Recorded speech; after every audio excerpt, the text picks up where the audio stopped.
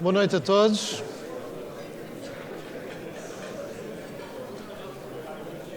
Muito obrigado pela vossa presença, uma vez mais em mais um dos nossos jantares de debate. Hoje temos como convidado especial o Armando Almeida e, portanto, agradeço imenso ao Armando a sua presença aqui hoje. O Armando é desde agosto de 2014 presidente executivo da PT, Portugal. Anteriormente trabalhou na Nokia Siemens Networks, tendo sido vice-presidente executivo para as operações com clientes na Europa e África e Global Services, com responsabilidade por 150 países e gestão de 30 mil pessoas, e vice-presidente para a América Latina. Todo o seu percurso profissional foi desenvolvido na área da tecnologia e telecomunicações, em grandes multinacionais como a Compaq e a HP. O Armando Almeida é licenciado e doutorado em Engenharia Eletrotécnica pela Universidade Witwatersrand, custa a dizer isto, em Joanesburgo, África do Sul, e é membro conselheiro do Conselho para a Diáspora Portuguesa. Eu já tinha lido a biografia do Armando e sabia que me ia enganar no nome da universidade. Agradeço ao Armando, vou passar-lhe o palco, naturalmente, para a sua intervenção e a seguir teremos o debate, que desta vez irá ser orientado pelo Pedro Santos Guerreiro, diretor executivo do Expresso, e pela Alexandra Machado, editora do Negócios. Muito obrigado a todos. Obrigado, Armando.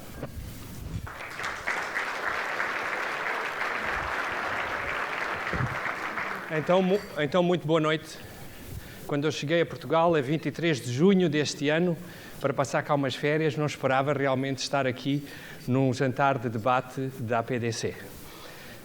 No dia 18 de agosto, quando comecei na PT, o Zé Albava disse-me: não te esqueças, dia 4 de dezembro tens que ir lá falar.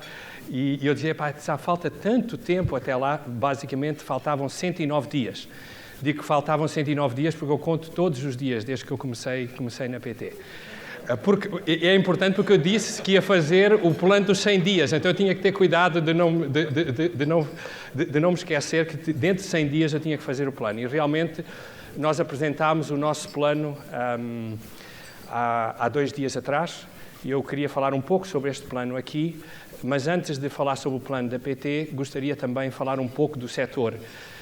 Obviamente, a APDC é uma associação das comunicações, então eu achei importante falar um pouco de como nós, na PT Portugal, vemos este setor e que mudanças achamos que operadores como nós necessitamos de fazer.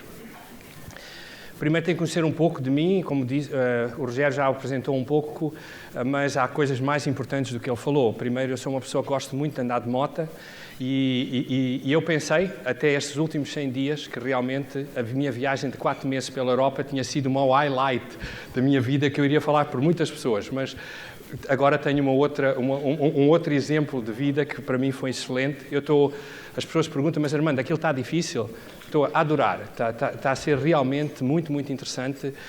Eu acho que no mundo de hoje nada é certo e por todas o que o Rogério disse, eu tenho tido uma experiência excelente para me preparar para o que está a acontecer hoje aqui na PT Portugal. Mas o que está a acontecer na PT Portugal é uma situação que acontece em muitas empresas e que vai acontecer cada vez mais, que são as mudanças que acontecem neste mundo, e neste mundo de tecnologias essas mudanças vêm a uma velocidade vertiginosa. E tudo que nós nos podemos preparar como empresas não é para conseguir parar essas mudanças, mas para que nos consigamos adaptar a estas mudanças que hoje o mundo nos vai trazer. Então, a única coisa que eu sei é que nestes últimos meses muitas coisas aconteceram em Portugal, muitas coisas aconteceram na PT, mas muitas mais coisas vão acontecer a Portugal e ao mundo e à PT. E então, quando nós preparamos o plano estratégico, e que vamos falar um pouco sobre este plano estratégico, é para preparar uma empresa que, independente da sua dimensão, que obviamente somos uma grande empresa, mas mais importante do que sermos grandes, nós precisamos ser uma empresa que nos podemos adaptar a tudo que possa acontecer hoje no mercado. Então vamos falar um pouco da indústria. A minha agenda de hoje terá 2 fatores, deixe-me ver aqui, o contexto de fortes mudanças no mercado de telecomunicações e a visão da PT Portugal. Hoje, empresas como as nossas estão sendo postas à prova neste futuro. Aqui estão alguns exemplos, eu tenho aqui alguns números para vos dar, que são os seguintes. Na indústria, regulação. Desde 2010 a 2013, as nossas taxas de terminação móveis baixaram 70%. E não quer dizer, está ali o regulador, não somos contra isso, mas basicamente a realidade é que, de repente, este tipo de decisão é feita e a empresa tem que se adaptar. Competição de preços. O preço por minuto era 18 centavos em 2005 e agora está a menos de 6 centavos em 2013. Por outro lado, temos os clientes, a explosão dos serviços de OTT. Outro exemplo. Até 2016, programas como o WhatsApp irão tirar aos operadores 54 mil milhões de dólares de SMS. 54 mil milhões de dólares de SMS. Então, basicamente, por um lado, a indústria está a mudar e, por outro lado, os nossos clientes estão a mudar. O que é que isso quer dizer? É que há uma alteração do que nós achamos que é o nosso paradigma, uma alteração forte que está a acontecer hoje no mercado. Isso faz com que, se olharem para aqui os números, veem que o modelo telco tradicional está em grande declínio. Os ARPUs estão a baixar, em cima tem Portugal, em baixo tem Europa, e veem os ARPUs estão a baixar e também as receitas como o setor também estão a baixar. Isso faz com que empresas, o múltiplo de avaliação de empresas como a nossa, basicamente começam a baixar a estes níveis. Então, é necessário que empresas como nós, como telcos, temos que diversificar para o que nós chamamos o mundo digital.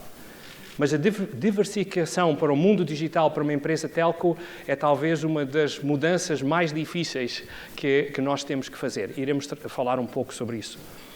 Quando olhamos para os serviços de conectividade clássica, e aqui nós sabemos fazer este serviço de conectividade clássica, e este é por um lado, temos a área de empresas e há uma quantidade de serviços que podem ver ali, e depois temos, do outro lado, a área de consumo. E, normalmente, o que nós, como telcos, necessitamos, temos que começar a movimentar-nos fora do nosso área de conhecimento para, vamos assim dizer, para o lado direito e para o lado esquerdo deste gráfico. O problema é que este espaço é um espaço que não é natural para as telcos. Porquê é que não é natural para as telcos? Não é natural para as telcos porque nós, as telcos, gostamos de fazer as coisas nós mesmos. Nós somos uma empresa que temos o conceito, em inglês chama de Not Invented Yet Syndrome. Nós acreditamos que conseguimos fazer tudo e porque tivemos sempre ao nosso dispor muita gente, muita capacidade, muita inovação. E como vem aqui, por exemplo, na conectividade básica, nós somos os donos da conectividade básica. Nós, obviamente, o nosso setor, não somente a PT Portugal. Quando vamos a networking, começam a aparecer outras empresas e quando começamos a subir este espaço digital, nós começamos a ver de que as telcos deixam de ter uma presença muito grande em termos percentuais. Isso vai fazer com que a nossa empresa necessite de mudar fundamentalmente o seu DNA, ou o seu ADN em português. E a mudança de ADN é que nós precisamos de começar a trabalhar com parceiros. Porque temos uma rede forte de parceiros. E, obviamente, aqui todos vós são, por um lado, parceiros, fornecedores, então isto é muito importante. Então, esse é um dos tópicos muito importantes para a mudança que nós vamos ter que fazer na PT Portugal. Então, qual é que é a visão da PT Portugal neste mundo que foi aqui apresentado? Nós achamos que a PT Portugal precisa de estar no que em inglês chama o sweet spot. O sweet spot é esta área aqui onde a empresa tem esta parte da empresa. Por um lado, temos que ser um operador convergente, mas não podemos ser um operador convergente com custos muito altos. Então, precisamos ser lean, com custos muito competitivos. Mas, pelo outro lado, temos que começar a ser um fornecedor de soluções digitais integradas. E para fazer isto, a empresa tem que mudar. A empresa tem que, primeiro de tudo, focar-se totalmente no cliente. temos que começar a entender realmente o que é que os nossos clientes querem e não fazer produtos que depois dizemos, senhores clientes, aqui está o produto que vocês devem querer. Então é uma mudança radical da maneira como nós temos que trabalhar. Temos que começar muito mais a entender o que é que os clientes querem e nos prepararmos para isto. Segundo, precisamos de continuar a focar na inovação. Terceiro, precisamos de ter uma empresa que nós chamamos Always On, é uma empresa que está sempre 7/24, 365 horas do dia, e isto é uma mudança muito grande em termos da empresa. Precisamos de ter um ecossistema forte de parcerias, e mais na área de Lean precisamos ter uma estrutura simples que faça decisões rápidas. Precisamos de ter o que nós chamamos accountability, o que dizemos, fazemos. Precisamos de ser ágeis e precisamos de estar constantemente a melhorar. Então esta é a visão que nós apresentámos na terça-feira às nossas equipes, de basicamente mudar o que é hoje a PT Portugal para este tipo de empresa. Para fazer isso, nós definimos os seguintes pilares estratégicos. Primeiro, o pilar estratégico liderança, e aqui na liderança temos que liderar na convergência e também liderar na satisfação ao cliente. Precisamos de inovar, mais uma vez, inovar à volta do cliente e focado no negócio. Precisamos de ser uma empresa muito eficiente, com uma estrutura de custos competitiva, e para fazer com que isto tudo aconteça, precisamos realmente de ter uma cultura organizacional que é diferente da cultura organizacional que a empresa tem hoje. Eu só tenho 20 minutos, então nestes 20 minutos vou focar só em 2 destes tópicos, vou focar especificamente no tópico de liderança e no tópico de inovação.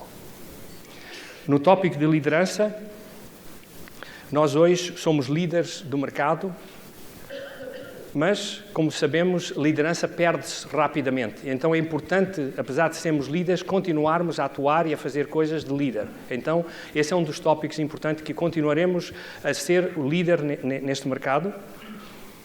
E também falei um pouco na liderança na convergência. Na parte da convergência, nós achamos que no modelo de operador, o modelo está a avançar rapidamente para a convergência. Aqui temos o número de RGUs de convergência, e em termos de convergência, apesar de nós já termos um market share forte em convergência, e todos os nossos concorrentes também, alguns dos nossos concorrentes também têm, ainda há muito trabalho que fazer nesta área de convergência. Então, vamos continuar a apostar e a fazer esforços muito altos nesta área de convergência. E para isso, achamos que para fazer convergência precisamos de fazer com que a experiência do cliente seja simples. Obviamente temos o M4O, o M5O, mas não é suficiente fazer isso só para a área de consumo, temos também de ter a parte toda de convergência agora para as pequenas e médias empresas e para as empresas em geral, e anunciámos há 2 semanas atrás o que nós chamamos o Global Connect Pack, que é exatamente para levar a convergência para as pequenas e médias empresas. Em termos de cloud, nós investimos, como sabem, muitos milhões de euros na Covilhã. Se não estiveram lá, são todos convidados, quando quiserem, a ir visitar. É realmente o que o inglês chama um life-changing experience. É realmente ver um centro desta qualidade em Portugal vale a pena, e realmente quando eu cheguei, apesar de estar a trabalhar na PT, mas realmente uma pessoa se sente orgulhoso de que realmente em Portugal temos um data center com estas dimensões. Mas data centers só são bons quando eles estão cheinhos. E então precisamos de trabalhar a pôr mais coisas dentro do data center, e em termos de data center nós temos 3 estratégias que vamos apostar como empresa. A primeira, obviamente, trabalhar com clientes internacionais. Há uma quantidade de clientes primeiros nacionais que têm instalações internacionais, como por exemplo a Amorim, onde nós já estamos a trazer muito do negócio deles para Portugal, mas obviamente também queremos alguns clientes internacionais, principalmente no sul da Europa, que precisem de data center e de soluções cloud. Essa vai ser uma das estratégias. Segunda estratégia, ajudar as pequenas empresas, ajudar as empresas portuguesas na transformação para a cloud. Iremos apresentar um pouco mais tarde, na parte de inovação, um programa que achamos interessante e também achamos que realmente a administração pública necessita de mudar rapidamente para a G-Cloud. E então estamos preparados a vir a jogo o que for necessário para que realmente aceleremos, para que consigamos baixar os custos nessa área. Esta foi assim muito rápida, temos outras coisas em termos de liderança, mas eu quis falar destes tópicos especificamente. Agora queria falar um pouco de inovação. Temos agora um novo comissário, em termos de inovação, e nós achamos que realmente e eu pessoalmente acho que a inovação é o grande diferenciador para pequenos países como Portugal para serem mais competitivos. E então, como PT Portugal, iremos continuar, obviamente, a apostar em termos de inovação. Gostaria de falar um pouco de como é que a inovação é feita na PT Portugal. Porque a inovação na PT Portugal não é feita de uma maneira ad hoc. Nós temos um processo que durante muitos anos temos vindo a desenvolver e gostaria de falar um pouco sobre este processo, que para mim foi uma novidade, como podem imaginar, e achei interessante e acho que muitas empresas podem utilizar um processo parecido. Primeiro, vamos assim dizer, é uma abordagem estruturada à inovação. A inovação não é 2 ou 3 pessoas dentro de um quarto ou dentro de uma sala a trabalhar, mas basicamente há uma abordagem estruturada. Nós vemos inovação dividida em 3 áreas, o que nós chamamos a inovação de melhoria contínua. Qualquer pessoa dentro da PT tem um site que pode ir lá e dizer, olha, eu acho que podemos já fazer a fatura diferente, ou podemos fazer isto diferente, e todas estas ideias são vistas e basicamente são analisadas e, eventualmente, algumas delas são implementadas. A segunda tem a ver com a parte de desenvolvimento de negócio. Estas aqui, de melhoria contínua, são coisas que acontecem, vamos assim dizer, nos próximos 2, 3 meses. A melhoria contínua é mais uma inovação para o próximo ano. A desenvolvimento de negócio é mais para o próximo ano. Aqui, nós olhamos para ideias de pessoas que dizem, eu acho que a interface da televisão podíamos fazer um pouco diferente e aí entregamos às nossas equipes, iremos ver quais são as nossas equipes, as nossas fábricas que basicamente desenvolvem essa inovação. E depois temos também o que nós chamamos um projeto disruptivo. Temos uma equipe de pessoas que está a olhar para a indústria, a ver as coisas que estão a acontecer e que vão ser importantes dentro de 2 ou 3 anos. E aí também olhamos para essa área. No final, o que nós temos é uma unidade de coordenação de inovação que recebe ideias de colaboradores, de clientes, de parceiros da indústria e que depois entrega às 2 fábricas que temos, que é a fábrica do Sapo e a fábrica da PT Inovação, e algumas áreas entregamos também a outras áreas da empresa. Isso fez com que, nos últimos 4 anos, a PT tenha investido 700 milhões de euros em inovação, e que faça com que, obviamente, nós somos de longe a empresa portuguesa que investe mais em inovação em Portugal. Um dos tópicos que eu tenho vindo a falar muito tem a ver com a PT Inovação. Como é que a PT Inovação realmente é uma... Eu fiquei muito impressionado na minha visita de Aveiro. E uma das questões que eu acho que é importante para a PT e para a PT Inovação é realmente internacionalizar os produtos que a PT Inovação tem. Aqui temos vários clientes em que nós já trabalhamos, mas queremos ser mais fortes. Nós queremos montar um portfólio state of the art, o melhor portfólio a nível mundial. Nós aqui não iremos discutir, nós estamos a discutir com empresas portuguesas, estamos a discutir com empresas, obviamente, globais, então temos que realmente ser os melhores do mundo, porque senão os clientes não nos compram. Então, esta é a ideia, aqui estão as áreas em que nós fizemos uma análise de todo o portfólio que hoje nós temos e, basicamente, estes vão ser os produtos em que vamos apostar e que vamos desenvolver.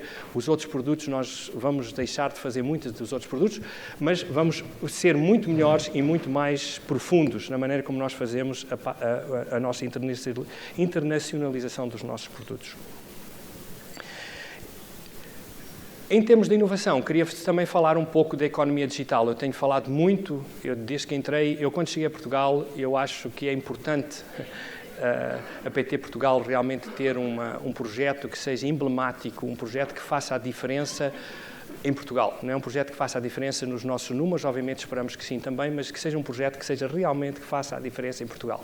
Hoje estamos todos a lutar por uma dimensão de negócio cada vez mais pequena e que é difícil. Andamos aqui todos a lutar por uma coisa. Então nós estamos realmente temos que dar a volta. Nós precisamos que fazer com que Portugal seja mais competitivo, nós precisamos que fazer com que as empresas portuguesas sejam mais competitivas e não é a PT Portugal que vai fazer sozinha. Necessitamos realmente ter iniciativas que trabalhemos juntos. Há uma quantidade de dinheiro hoje na Europa, esse dinheiro está disponível, precisamos é de apresentá-lo de uma maneira positiva e que o dinheiro venha para nós e não venha para outros países. Esse é o grande desafio que temos e nós achamos que podemos trabalhar e liderar e catalisar este tipo de situação.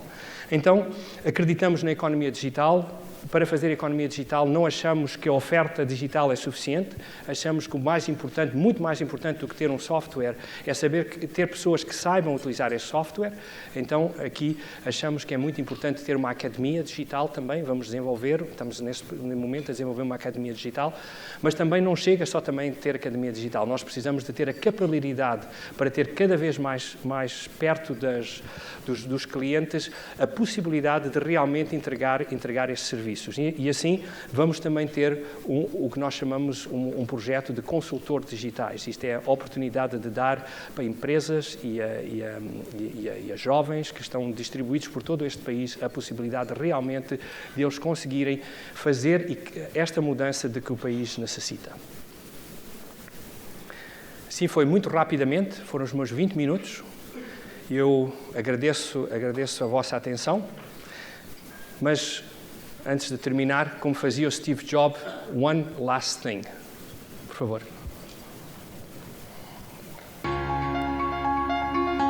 Nunca foi tão fácil fazer negócio em todo o mundo. Um mundo digitalmente ligado, noite e dia, em que cerca de 3 mil milhões de pessoas utilizam a internet. Em Portugal, 7 milhões de consumidores já estão online. Mas estarão as empresas portuguesas a aproveitar as oportunidades de crescimento da economia digital? Não. 30% das microempresas ainda não têm a internet. E apenas 6% das empresas nacionais recebem e fazem encomendas de forma eletrónica. Os hábitos de consumo dos portugueses mudaram. E as empresas podem aproveitar novas oportunidades de crescimento. A solução passa pela aposta na economia digital. Há factos que o comprovam. As empresas que fazem comércio eletrónico crescem e exportam 2 vezes mais. Mas como poderão as empresas nacionais crescer no mundo online? Com os parceiros certos, claro.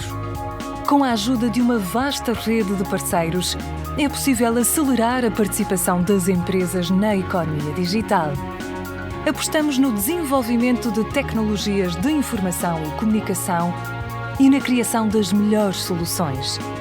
A pensar no crescimento do negócio das empresas, criamos mais e melhores ferramentas de colaboração, de presença online e e-commerce, cruciais para a modernização e a expansão das empresas no mercado cada vez mais global. Com este tipo de soluções, as empresas vão ganhar em produtividade, eficiência e competitividade, fazendo do mundo o seu mercado. A pensar no crescimento do negócio das empresas, criamos com os nossos parceiros uma academia digital. Queremos que profissionais e empresas sejam verdadeiros especialistas em economia digital. A pensar no crescimento do negócio das empresas, estamos a formar uma rede de consultores digitais que as vão ajudar na seleção e implementação das melhores soluções. São profissionais especializados e certificados, disponíveis de norte a sul do país. É possível vencer no mundo digital.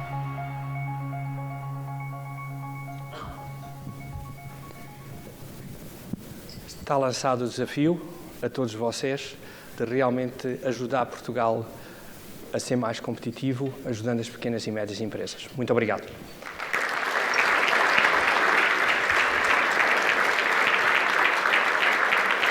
Subir por aqui? Tá. Tudo bem? Olá, Pedro. Tudo bem?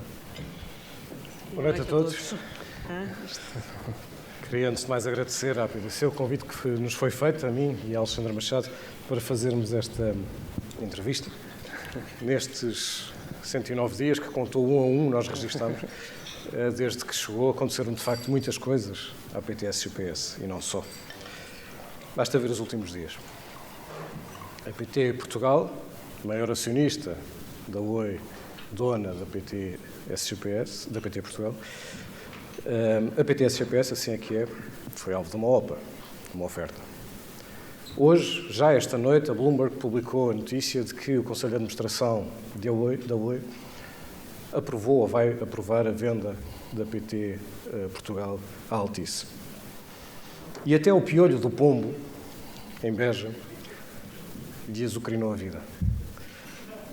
E queria começar por aí. Queremos começar precisamente por falar, não do piolho do pombo, mas do que se está a passar na Portugal Telecom. E queria começar por lhe perguntar quem é o seu chefe. O meu chefe é o Baiardo Gontijo, que é o presidente da Oi. E como é que é gerir uma empresa cujo acionista está a vender? Eu, desde que cheguei à PT Portugal, primeiro eu gostaria de dizer e agradecer aos meus administradores que tenho à minha volta, que conhecem muito bem o mercado português, conhecem muito bem a nossa empresa e sempre desde o princípio, desde que me chegaram, desde que eu cheguei, disseram-me assim: mantém a empresa focada, mantém a empresa a entregar os serviços todos os dias. Esse é o plano número 1. E tem conseguido ou não? Nós, no terceiro trimestre, tivemos o que nós consideramos um bom resultado. Então, sim, eu acho que temos conseguido. Eu continuo a dizer que todos os domingos ou sábados, agora, também vejo o meu futebol no Mel. Eu, quando quero falar com a minha mulher, agarro um telefone e ela está lá do outro lado. Então, os nossos serviços estão 100% a funcionar. Os nossos colaboradores estão todos os dias a dar o seu serviço. Acho que sim, acho que temos conseguido, acho que temos feito um bom trabalho. Mas sente que é um presidente de transição? Agora está na moda a palavra. Nós todos estamos na vida como transição, mas eu nunca sinto que como sou presidente de transição. Eu entro todos os dias com um objetivo. Esse objetivo, como eu digo, é tomar conta dos nossos clientes, ter a certeza de que os nossos clientes têm o seu melhor serviço. Não, eu se entrasse a pensar que fosse um presidente de transição, não fazia nada. Então, eu gosto de fazer coisas, então não. Eu todos os dias faço e mais uma vez, não é difícil porque todos os dias temos desafios. Então, não me sinto dessa maneira. Qual é a sua opinião sobre a Altice comprar a PT? Eu peço muita desculpa neste momento, porque realmente eu não posso falar do que está a acontecer hoje com a PT, não posso falar se vai ser comprado, se não vai ser comprado. Nós estamos no que chamamos um quiet period, como podem imaginar. Então, eu pediria que realmente eu não posso falar. Gostaria muito de falar, mas não posso falar. Mas já falou com a Altice? Já falou com a Altice? Mais uma vez, eu preferia neste momento não Vocês vão continuar a fazer esta pergunta, eu vou dizer, eu gostaria de não... Não, realmente eu preferia não falar... falar de outros tópicos. De Isabel dos Santos, por exemplo, já falou com a Terra Peregrino. É um tema completamente diferente. Eu posso escrever aqui, eu preferia não falar, eu sou muito eficiente, para não gastar ou estar a falar várias vezes a mesma coisa. Mas olha, disse há pouco... Estou falando. Disse há pouco que estava a 109 dias. Acha que apresentou um plano para 90 dias? Não, a ideia aqui não é um plano para 90 dias. Nós aqui estamos a apresentar um plano estratégico para a empresa. Nós não pensamos numa situação de um plano de 90 dias. Nós como administradores da empresa, necessitamos de dar uma visão realmente para onde é que nós achamos que a empresa deve ir. E temos a certeza de que o plano que foi apresentado é um plano que é um bom plano para a PT Portugal. Independentemente do acionista?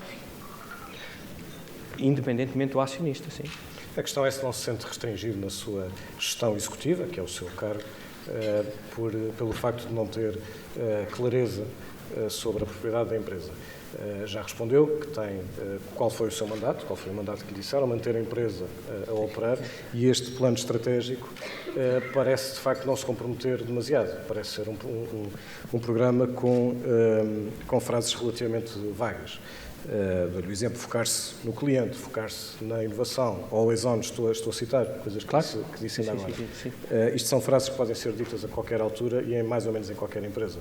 É um plano estratégico de não compromisso nesse sentido? Pode ser mais concreto? Não, o plano estratégico fala, obviamente nós não tivemos a oportunidade de entrar em detalhe aqui, nós falamos que vamos ser líderes, vamos continuar a inovar. Temos, obviamente, um plano para o ano de 2015 que vamos implementar. Obviamente, acho que não é o sítio ideal e, normalmente, a PT Portugal nunca o fez no passado, porque, obviamente, era uma empresa cotada em bolsa e agora somos parte de uma empresa cotada. Nós nunca damos um número específico, mas, internamente, as pessoas vão ter números, as pessoas vão ter os seus objetivos e as pessoas vão ter que implementar debaixo desses objetivos, obviamente. Mas é um plano para 2015? É que eu não cheguei a perceber qual era o prazo. Não, este é um plano para longo prazo, mas obviamente temos que implementar em 2015. Os objetivos que vai fixar para as suas equipas são objetivos comerciais? Claro, sim, temos objetivos comerciais, objetivos de satisfação do cliente, objetivos de EBITDA, como é normal uma empresa. Quer dizer, então, a empresa não pode parar. Uma empresa de 11 mil pessoas, é impossível que nós paremos. Antes, pelo contrário, acho que seria totalmente de má gestão da minha parte e de qualquer um dos nossos administradores de parar a empresa neste momento. E é possível inverter o ciclo de queda do EBITDA, por exemplo, da rentabilidade da PT e do setor? Acho que é possível para 2015 ou não? Agora está-me a fazer perguntas específicas do nosso... O setor quer saber. Eu acho que neste momento vai depender muito do que vai acontecer no setor. Nós temos sido bem claros de que nós achamos que a situação de preços está relativamente agressiva neste momento em Portugal. Temos sido bem claros sobre este tópico. Vai realmente depender se vai haver o que nós chamamos o chamado market repair no mercado. Se isso acontecer, obviamente eu acho que há oportunidade para toda a indústria de fazer melhor do que fez este ano. Agora, se não, continuamos nesta situação, claro.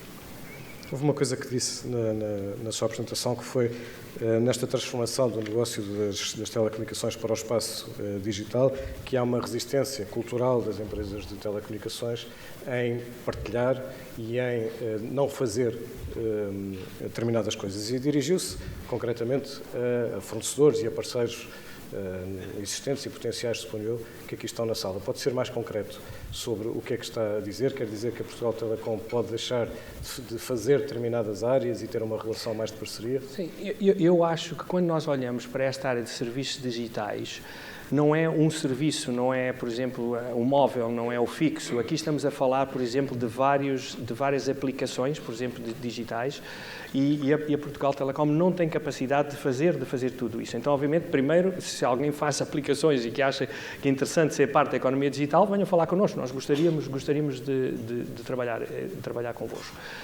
Nós também achamos de que para entregar a capilaridade que é necessária em todo este país, precisamos de parceiros que consigam entregar estes serviços. Agora, nós achamos é que temos um papel importante, que é um papel de integrador ou mais de agregador, para que consigamos levar todas essas soluções em frente do cliente. Esse vai ser o nosso trabalho, com muito menos de ter as nossas próprias pessoas a fazer esse tipo de trabalho. Falou também na necessidade de uma nova cultura organizacional. O que é que queria referir-se a isso? Eu acho que no mundo de hoje, e demos aqui algumas ideias, e mais uma vez no nosso plano estratégico nós falamos especificamente, agilidade é muito importante. Nós temos que ser muito mais rápidos a tomar decisões.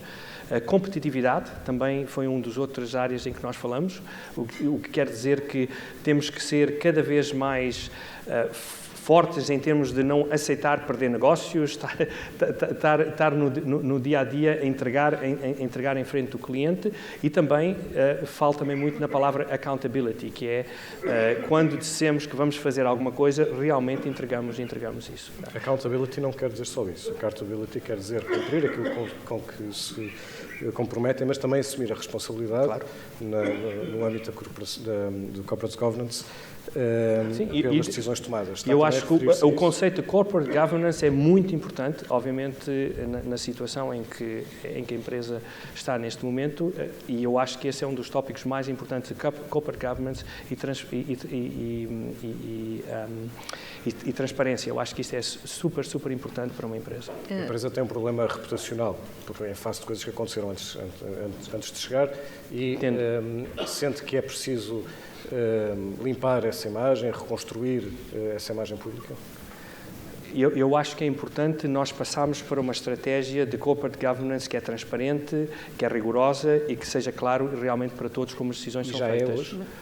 Estamos a trabalhar para... Eu sinto que sim, eu acho que estamos avançando rapidamente nessa... Mas sente que não era assim. Eu não vou comentar do que está do passado, porque, repare, eu nem vivi em Portugal, então é difícil dizer o que era e o que não era. Agora, realmente, avançando para a frente... Se quer mudar é porque viu que as coisas estavam mal, não é? Neste momento, eu tenho certas características em termos de transparência, de corporate governance, que acho que é importante e que nós estamos a implementar rapidamente na PT. Algumas das coisas já estavam implementadas.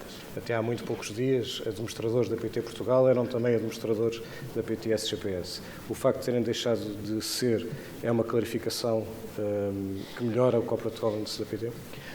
Eu acho que é importante, neste momento, haver uma separação entre as duas entidades. Eu acho que há muita confusão no mercado, primeiro pelo próprio nome PT é utilizado, vamos assim dizer, de uma maneira... eu acho que agora já a maioria das pessoas entendem a diferença, então eu acho muito importante a separação das duas empresas. Elas são totalmente diferentes, uma é operacional, uma tem todos os ativos, outra é muito mais um veículo financeiro, são totalmente diferentes. E, obviamente, para mim, administradores como os três que vieram são excelentes profissionais, que tendo 100% na PT Portugal é excelente para mim. Então, eu estou satisfeito com essa mudança, sem dúvida. Eu estou a ver aí esse PIN que traz, ainda é igual. Sim, não. Este é o PIN, não podemos dizer, não sei se é igual da PT, este é o PIN da PT Portugal, sim. Este é o PIN da PT Portugal, sim. Nunca se engana, diz sempre PT Portugal. Sim. Acho que é preciso ter... Não, é claro, na PT Portugal é o nome da empresa que eu sou presidente, sim. Falou numa gestão mais lean, mais rápida, mais ágil. Isso significa também uma redução das camadas de direções e de gestão? É preciso também fazer essa simplificação? Nós fomos bem claros, mais uma vez, no nosso plano estratégico que não apresentámos aqui, que nós vamos fazer um projeto de delayering. Delayering é que realmente nós achamos que a empresa tem gestores a mais, sim. Tem gestores a mais. A empresa precisa de ser muito mais lean e o nosso span of control como empresa precisamos realmente trabalhar nessa ótica. Sim. E isso, em termos de números, significa o quê? Eu não vou dar números neste momento, mas temos que fazer. E a transparência? Não, mas repare, nós estamos a passar uma fase de empresa que nós somos uma percentagem muito alta de uma empresa cotada em bolsa, que estamos numa fase, como sabem, de possível venda. Não? Então temos que ser muito cuidadosos porque, pronto, é parte das regras deste jogo. Então eu agradecia que entendessem logo que a situação for mais clarificada, podemos obviamente falar em mais detalhes. E o que é que faz aos gestores a mais? Despromove? Nós temos falado muito na estratégia de insourcing, não é? De reutilizar pessoas dentro da empresa. É difícil neste momento porque nós não temos ainda o programa. Nós também anunciámos um programa de transformação para a empresa e esse programa de transformação vai passar por analisar realmente quais são as áreas onde temos pessoas a mais, gestores e também colaboradores, e ver onde podemos reutilizar essas pessoas dentro da empresa. Claramente, a PT Portugal não tem uma estrutura de custos que seja competitiva e precisamos que ela seja mais competitiva. E esse plano de transformação é para ser implementado em quantos dias? Não vou dizer desta vez. Não, mas é relativamente rápido. Eu tenho falado, no primeiro trimestre nós achamos que já teremos números para apresentar, mas estamos nesta fase de preparação desse plano. Dê-nos a dimensão das pessoas que trabalham para a PT, entre colaboradores, entre aqueles que estão em casa, entre aqueles que estão em empresas, através de empresas de outsourcing. Estamos a falar de mais de 30 mil pessoas, creio eu. Sim, então dar os números certos, 11 mil pessoas trabalham na PT, à volta de 5 mil pessoas estão suspensos ou em plano de reforma e 16 mil outsourcers. O que é que vai fazer a cada um desses três? Essa é parte do plano de transformação, tomando em consideração que os 5 mil pessoas suspensos e em pré-reforma, neste momento, há contratos com essas pessoas. Eu já tenho falado no passado, se algumas dessas pessoas quiserem voltar a trabalhar na PT, nós estaremos preparados a olhar para essa situação. Alguém já pediu para voltar? Ainda não. Mas, de qualquer maneira, a oportunidade está aberta para as pessoas realmente. Muita gente quer ajudar a PT, aí está uma oportunidade. Recebê-las ia de braços abertos, é isso? Eu acho que há oportunidade. Eu acho que neste momento seria uma oportunidade. Obviamente teria que ser analisado em termos da situação financeira para ambos os lados, mas é difícil de dizer agora se faz sentido, se não faz, vai depender da situação, claro. Qual era o número, digamos, satisfatório para esse universo de pessoas, trabalhadores da PT? Neste momento, como eu disse, nós estamos a fazer o nosso plano de transformação e na altura certa iremos dar neste momento. Iremos dar nessa altura. Não fizemos um plano em detalhe para dizer realmente o número é X. Agora já temos a maneira como nós vamos fazer o plano, já sabemos. Nós vamos ter uma pessoa reportando a mim, que vai ser o que nós chamamos o Chief Transformation Officer, que é uma pessoa de transformação, que vai ser especializado em transformação. Vamos ter um consultor que nos vai ajudar neste trabalho. Vamos fazer benchmarking de cada processo e vamos analisar realmente o que é best in class em termos de número de pessoas para fazer esse tipo de processo e depois aí vamos começar a implementar a mudança.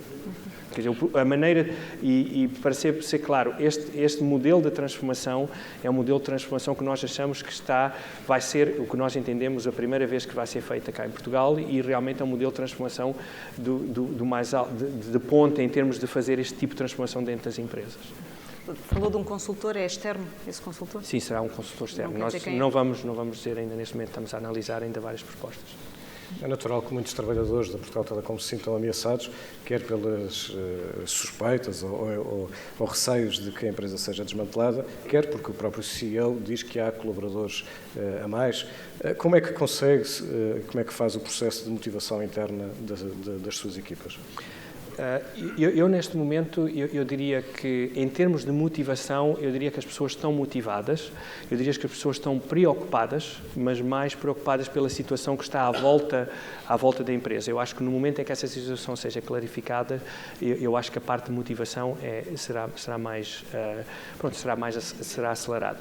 De qualquer maneira, sabemos que neste tipo de situação de mudanças, de transformação de empresas, a parte de motivação é importante, mas não é fácil. Há, obviamente, metodologias, há maneiras de fazê-los. Normalmente, é importante definir um objetivo e ter a certeza de que as pessoas entendem qual é esse objetivo e que estão no dia-a-dia a ir atrás desse objetivo. Então, em termos de responder à sua pergunta, eu acho que é muito, e por isso é que eu achei muito importante a parte da visão.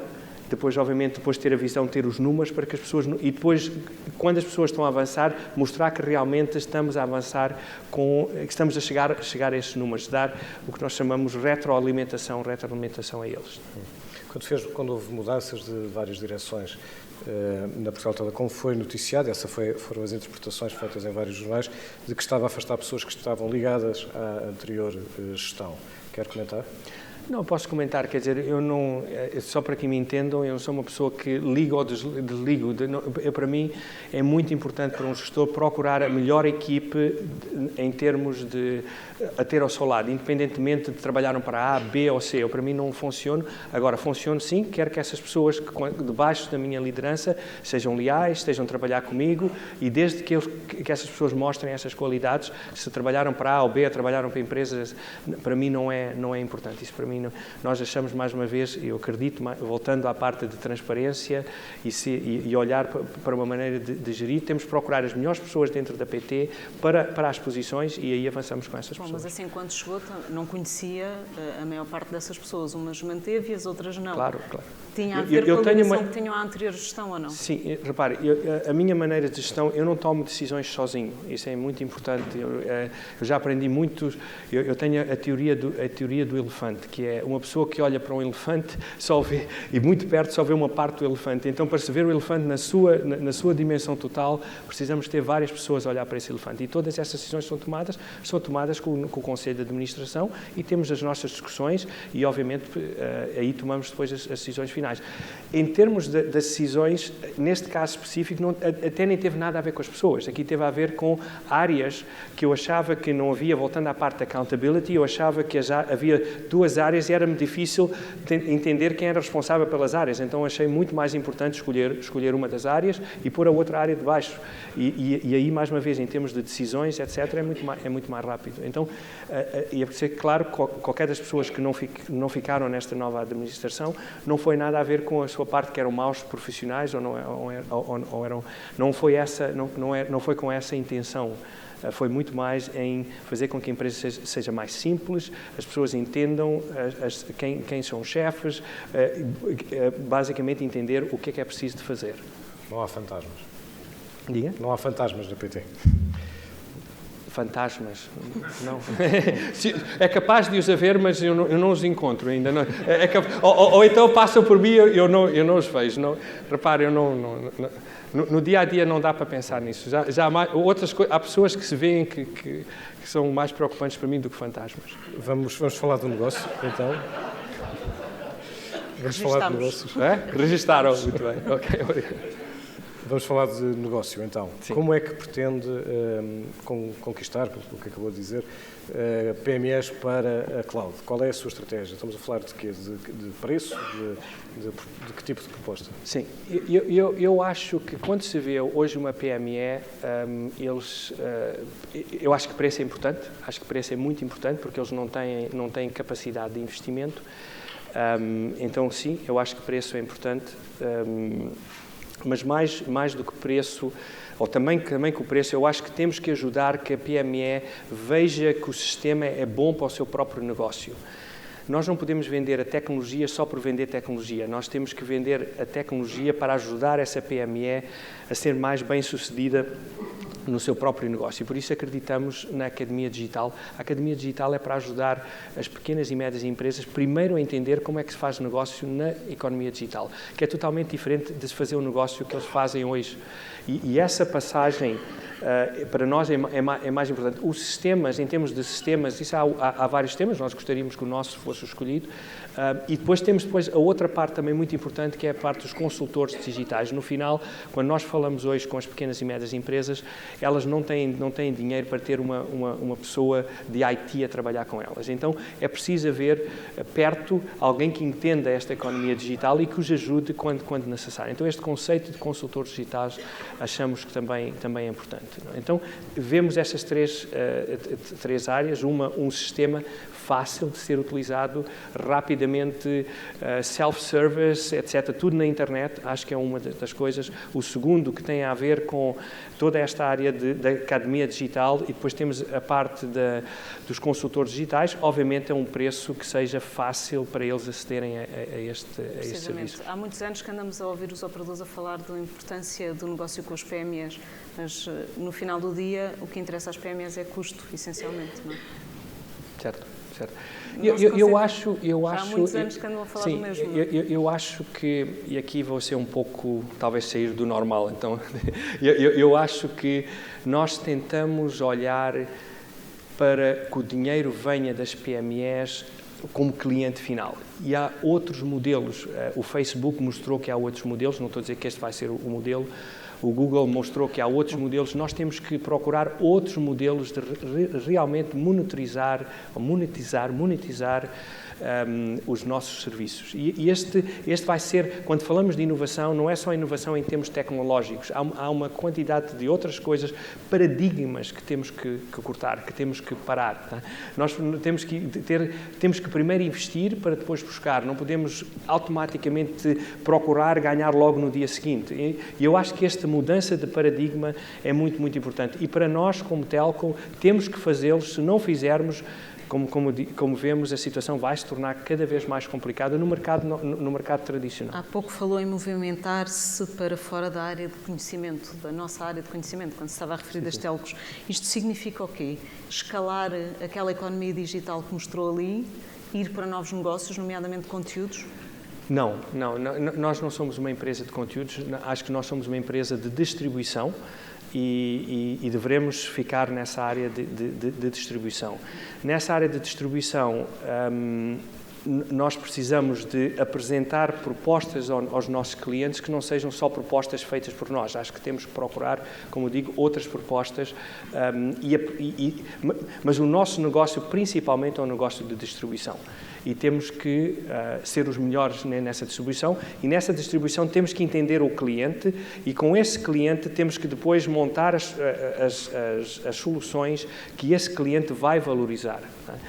Então isto é quase montar isto um pouco ao contrário. Não é pensarmos e fazermos o produto, temos que nos aproximar do nosso cliente, entender o que é que esse cliente quer e depois começar a trazer novos produtos. É uma mudança de paradigma. Está a falar das PMEs, mas falando agora de grandes empresas, falou há pouco no Grupo Amorim, um cliente que ganharam, mas também perderam muitos clientes nos últimos meses grandes, como a Caixa de Depósitos, como o Montepio. O que é que aconteceu? Primeiro, eu acho que é importante ter em consideração que nós hoje somos líder incontestados com estes clientes e, obviamente, temos bons concorrentes que também têm as suas próprias ofertas. Então, eu acho que essa é uma das partes. Tem a ver a concorrência e, obviamente, nós temos muito a perder porque temos um market share alto. E obviamente, o nosso concorrente quer ganhar. Então, eu acho que essa tem a ver uma das coisas. Eu acho que o segundo tópico tem a ver, talvez, um pouco com a nossa agilidade, de termos sido ágeis a fazer alguns movimentos de preço ou de soluções mais rápidos. Poderíamos também ter essa situação. Tem um outro tópico que só para pôr aqui, que nós temos em termos de concorrência, nós somos afetados negativamente. Nós, em termos na área de comunicações, há um preço do qual nós não podemos baixar. Nós temos o preço do wholesale e também temos o preço de retalho. E o nosso preço de retalho nunca pode ser abaixo do nosso preço do wholesale.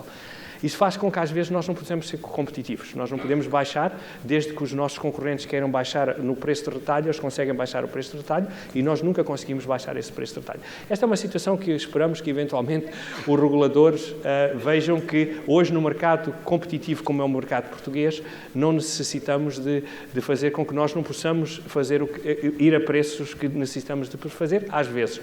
No final, achamos, de qualquer maneira, que a concorrência não deve só ser feita em preço, deve ser feita também em termos de qualidade de serviços.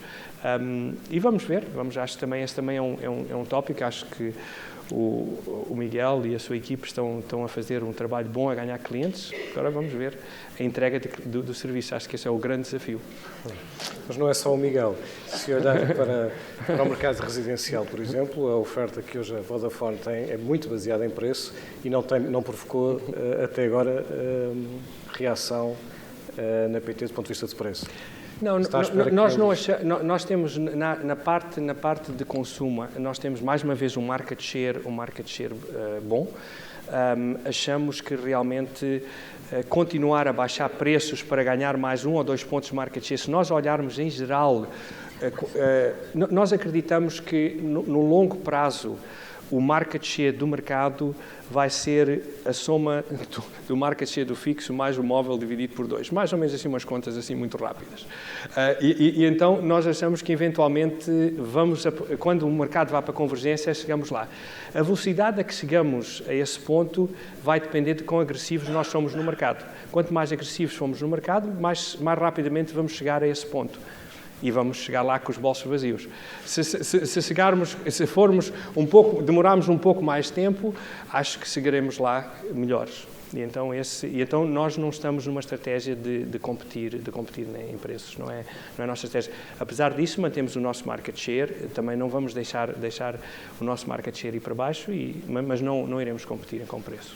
Olha, o nosso Primeiro-Ministro há poucos dias falou da promiscuidade entre empresas e política. A PT sempre foi uma empresa, a PT Portugal, inclusivamente, sempre foi uma empresa muito conotada com o lado político e com o Estado.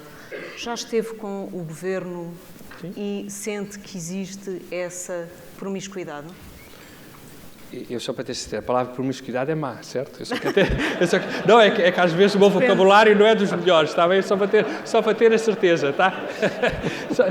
Não, falando a sério, eu obviamente já tive com o Governo, e Eu acho que há um trabalho que a PT tem que fazer com o Governo, não usando essas palavras, obviamente, acho que essas palavras não, mas eu acho que a PT é uma empresa importante para Portugal e é uma empresa que pode, obviamente, ajudar o país e assumindo que o Estado também quer ajudar o país, que essa é a ideia, eu acho que sim, que há trabalho, que pode haver trabalho em conjunto entre a PT Portugal e os Estados. E isso não é o ponto de partida para a promiscuidade, para a palavra má? Não, eu acho que não. Eu acho que, pelo menos da minha parte, podem ter a garantia que não será nessa ótica. Na ótica sempre, eu acredito muito em agregar valor. Se nós realmente agregamos valor, iremos participar. E o Estado é um grande comprador, como pode imaginar, não é? Então, em termos da cloud, falámos no G-Cloud, que é uma das áreas que queremos apostar, e achamos que podemos trazer grandes vantagens de custos para o Estado. Acreditamos aí. Obviamente, também na economia digital, o Estado é muito importante, porque o Estado tem a possibilidade de buscar fundos europeus. Eu acho que esse é um dos grandes desafios de todos nós aqui, de que realmente deveríamos subsidiar o aumento da produtividade e da competitividade das pequenas e médias empresas em Portugal, buscando esses fundos europeus. Eles estão disponíveis. É só uma questão de prepararmos uma estratégia para buscá-los e apresentar um bom projeto. E eu acho que isso, até nem precisamos de gastar o dinheiro do Estado português. Podemos ir buscar esse dinheiro. E então eu acho que para fazer isto temos que trabalhar de certeza junto com o Estado. Não temos dúvida absolutamente nenhuma, mas de uma maneira transparente, totalmente transparente. Não é apenas por não saber se promiscuidade é uma palavra boa ou uma palavra má que nós percebemos que o Armando Almeida é estrangeirado. Não é muito comum em 25 minutos conseguir fazer tantas perguntas, porque normalmente as respostas não são tão curtas nem tão diretas, e foi isso que nós conseguimos fazer ao longo desta cerca de meia hora. Foi a primeira vez que aqui esteve.